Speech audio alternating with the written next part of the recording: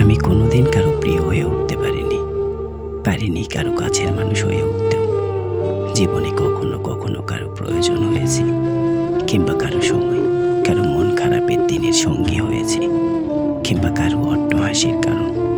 কিন্তু আমি কোনোদিন ঠিক কারো প্রিয় হয়ে উঠতে পারিনি।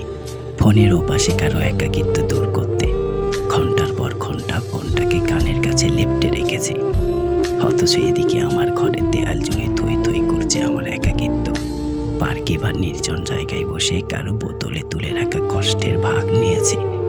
অন্যদিকে সিন্ধুকে ভর্তি করে রাখা আমার কষ্টগুলোর আত্মচিৎকার বাতাসে মিশে বিলীন হয়ে গেছে। তবুও আমি ঠিক কোনোদিন কারো প্রিয় হয়ে উঠতে পারিনি।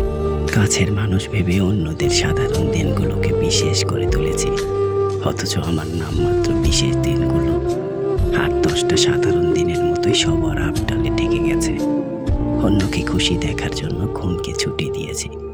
অন্যদিকে আমার চাপা কান্নাগুলো আমার দিকে তাকিয়ে তার চেল্লার হাসি এসেছে। তারপরেও আমি কোনোদিন ঠিক কারো প্রিয় হতে পারিনি। প্রচণ্ড শীত আর অসহ্য খরায় প্রশান্তির বৃষ্টি হয়ে অন্যর বারান্দায় লুটোপুটি খেয়েছি। শীতে তাদের করেছি উষ্ণ, আর খরায় দিয়েছি প্রশান্তি, কিন্তু কোনোদিন ঠিক কারো প্রিয় হয়ে উঠতে পারিনি। অন্যর বাগানে শুকনো গাছে ডল ঢেলে তাতে ফুল ফুটিয়েছি, সুবাসে ভরিয়ে তুলেছি তাদের জীবন, অথচ আমার ভালোবাসায় একটা একটা করে বপন করা সবুজ গাছগুলো শুকিয়ে বাদামি বর্ণ ধারণ করেছে। সুবাসহীনতায় ছেয়ে গেছে আমার শহর। তবুও কেন যেন আমি কোনোদিন কারো প্রিয় হয়ে উঠতে পারিনি।